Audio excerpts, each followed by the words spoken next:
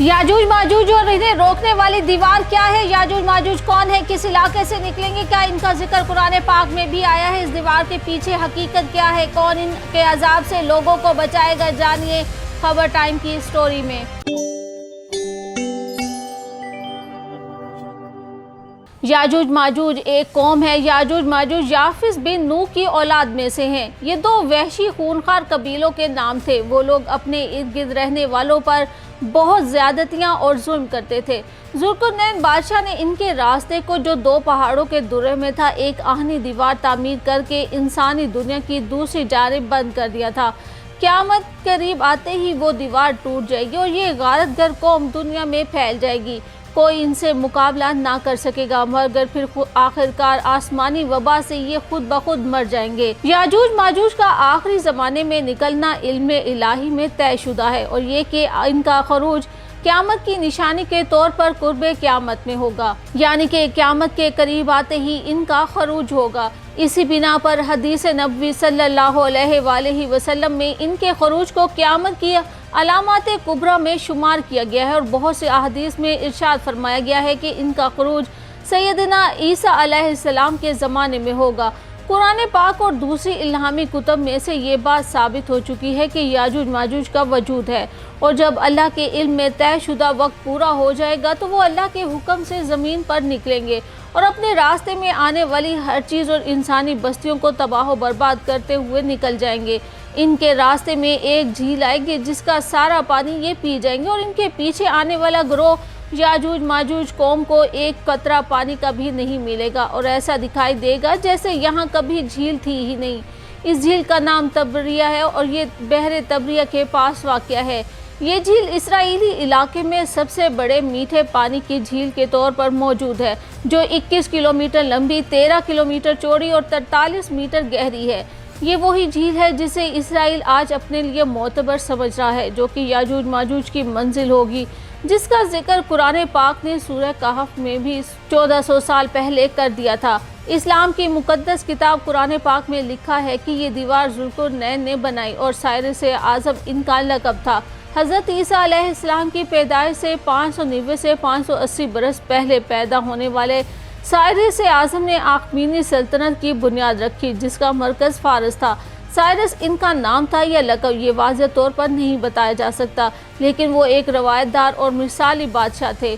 Bible में इनका जिक्र बाबुल में कैद यहूदियों को आज़ाद करवाने वाले के तौर पर किया गया है। इब्रानी और अरबी में कुरन का मायने सींग है। बस जुल्कुरनैन का मतलब हुआ दो सींगों वाले। ये इनके जंगी खुद या हेलमेट की जानिब इशारा किया गया है। बाइबल के मुताबिक हज़रत दानियाल ने ख्वाब में दो सींगों वाले बकरे को पूरी दुनिया फतह करते देखा था, जो हज़रत दानियाल के हमअसर साइरस आज़म थे। बादशाह जुल्कुरनैन ने वो दीवार क्यों बनवाई, जिसे बहुत से मुफस्सिरीन कुरान ने सद्दुल जुल्कुरनैन कहा है। अपनी फतूहात के ज़माने में जुल्कुरनैन एक ऐसी जगह पहुँचे जहाँ कुरान के मुताबिक दो पहाड़ों के पीछे एक ऐसी कौम आबाद थी जो किसी की बात ना समझ सकती थी और ना सुनती थी और पहाड़ों के बीच से निकलकर फसलों और खेतों को तबाह कर देती थी। जिसके बाद वहां की रिहायशी कौम ने बादशाह जुल्कुरनैन से उनकी शिकायत की।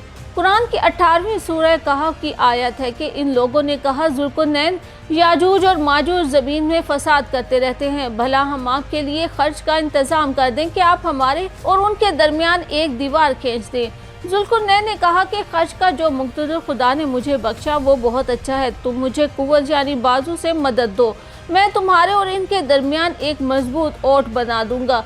तो तुम लोहे के बड़े बड़े तख्ते लाओ। चुनाचा काम जारी कर दिया गया, यहाँ तक कि जब इसने दोनों पहाड़ों के दरमियान का हिस्सा बराबर कर दिया और कहा कि अब इसे धोंको। यहाँ तक कि जब उसको धोंक कर आग कर दिया गया तो कहा कि अब मेरे पास तांबा लाओ और इस पर पिघला कर डाल दूं। फिर इनमें ये कुदरत ही ना रही कि इस पर चढ़ सके और ना ही ताकत रही कि इसमें नकब लगा सके। बोला कि ये मेरे परवरदिगार की मेहरबानी है।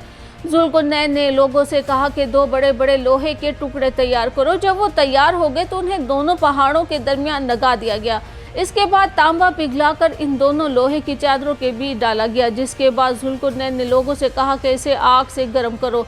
जब वो सुर्ख हो गई तो आपस में जुड़कर एक मजबूत दीवार बन गई और चिकनाई और फिसलन की वजह से कोई इस पर चढ़ नहीं सकता था। यूं याजूज माजूज को इस दुनिया से अलग कर दिया गया। तब से अब तक ये कौम अपने बादशाह के हुक्म पर रोज इस दीवार को तोड़ती है। जब शाम का वक्त होता है तो बादशाह के हुक्म पर सब वापस चले जाते हैं कि बाकी काम कल करेंगे, मगर जब वो अगली सुबह वापस आते हैं तो दीवार को पहले से ज्यादा मजबूत पाते हैं और फिर तोड़ना शुरू कर देते हैं।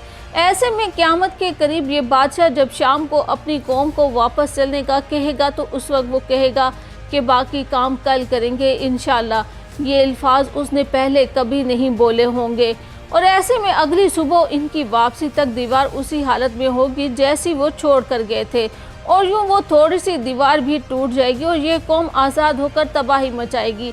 जब ये कौम तबाही मचाते हुए जब झील तबरीज़ जो कि इसराइल में वाक़ है तक पहुँचेंगे तो इसका सारा पानी पी जाएंगे और इनके पीछे रहने वाले पूछेंगे कि क्या यहाँ पर कोई झील थी।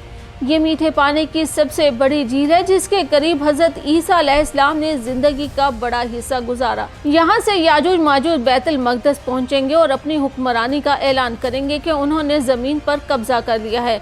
इस्लाम से पहले आने वाले मज़ाहिब के पैरोकारों में भी इस वाक़े के हवाले से रिवायत मौजूद थी। याजूज और माजूज से मुंसलिक सबसे अहम रवायतों में से एक सदर सिकंदरी की रिवायत थी। सिकंदर यूनानी ने दीवार इन गैर महज़िब और वहशी लोगों को आखिरी वक्त तक कैद करने के लिए बनाई थी। इब्रानी बाइबल में गोग यानी जोज वो है जिसके इसराइल पर हमला आवर होने की पेशगोई की गई, और मैगोग यानी माजूज वो सरजमीन है जहाँ से वो आया। इसराइल हज़रत याकूब अलैहिस्सलाम का लक़ब है जो यहूद के 12 खानवादों के जद्दे आला हैं। इन्हीं की निस्बत से यहूद बनी इसराइल कहलाते हैं। मसीही सहीफ़ों में गोग और मैगोग को खुदा के लोगों के खिलाफ बुरी ताकतें कहा गया है। अक्सर इल्हामी रवायात पर यकीन रखने वाले मुहक्किकीन के नज़दीक ये हज़रत नूह अलैहिस्सलाम के बेटे याफ्स की औलाद हैं। बलोच कहते हैं कि याजूज माजूज कोई माफूकुल फितरत कौम नहीं, ये यूरोप और एशिया के संगम पर मौजूद तुर्की में आबाद हुए। परकजी तहजीबी रिवायत से दूर होने की वजह से इन कबाइल ने लूट मार, शिकार और गारत गरी को अपना पेशा बनाया। 500 साल या 600 साल कबल मसीह के दरमियान ये कबाइल कफकाज के इलाके के लोगों के लिए दर्द सर बन गए। तब इस वक्त के एक आदिल बादशाह ज़ुल्कुरनैन सारी से आज़म थे ने एक धाती दीवार एक दर्रे को बंद करने के लिए बनवाई। इससे इनकी गारत गरी से निजात मिल गई। ये दोनों हज़रत नूह के बेटे याफ की औलाद में से जो एशिया के शुमाली इलाकों में आबाद हुई। फिर इन्हीं के बाज़ कबाइल यूरोप पहुँचे और इसके बाद अमेरिका और ऑस्ट्रेलिया को आबाद किया। पैगम्बर इस्लाम सल्लल्लाहु अलैहि वसल्लम की हदीस रिवायत है कि याजूज और माजूज के खरूज के बाद भी बैतुल हरम का हज और उम्रा होता रहेगा। याजूज माजूज का फितना अगरचा बहुत बड़ा होगा, लेकिन इस ज़माने में भी अल्लाह के बंदे मौजूद रहेंगे जो इन मरासिम में अबूदियत को अपने परवरदिगार के लिए कायम रखेंगे। इसमें मुब्तला होकर हर शख्स खुदा के दीन से बरगुश्ता नहीं हो जाएगा। कहा जाता है कि जब इनके तीरों के लिए कोई इंसानी हदफ बाकी नहीं रहेगा तो याजूज और माजूज आसमान को तबाह करने की उम्मीद में आसमान पर तीर फेंकेंगे जो कि वापस खून आलूद आएगा, और फिर हज़रत ईसा अलैहिस्सलाम के हुक्म से कौम को लेकर वो कोहे तूर पर चले जाएंगे और बाकी लोग अपनी मजबूत पनागाहों में छुपकर अपनी जान बचाएंगे। और फिर तमाम मुसलमान और हज़रत ईसा अलैहिस्सलाम अल्लाह ताला से दुआ करेंगे कि इनसे उनकी जान छुड़ाई जाए।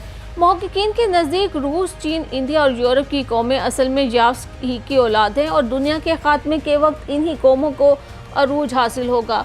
याजूज माजूज का खात्मा कैसे होगा, लेकिन फिर हर अरूज की तरह बुराई के इस अरूज को भी जवाल होगा। तवारीख के मुताबिक खुदा खौफनाक कुदरती आफत भेजेगा, याजूज और माजूज और इसकी अफवाज को तबाह कर देगा।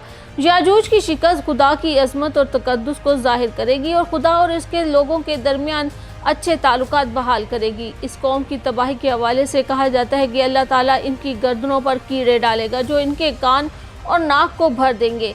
इस तरह वो हलाक हो जाएंगे और पूरी ज़मीन इनकी लाशों से भर जाएगी और फिर बारिश होगी जिससे याजूज माजूज की लाशों से ज़मीन को पाक कर दिया जाएगा। इनके निकलने का वक्त ज़हूर मेहदी अलैहिस्सलाम और फिर दज्जाल के आने के बाद होगा। उस वक्त हज़रत ईसा अलैहिस्सलाम दज्जाल को कत्ल कर चुके होंगे। याजूज माजूज के निकलने की एक और निशानी बहरिया तिब्रिया के पानी का तेज़ी से कम होना भी है और यही वो वक्त होगा जब क़यामत करीब होगी।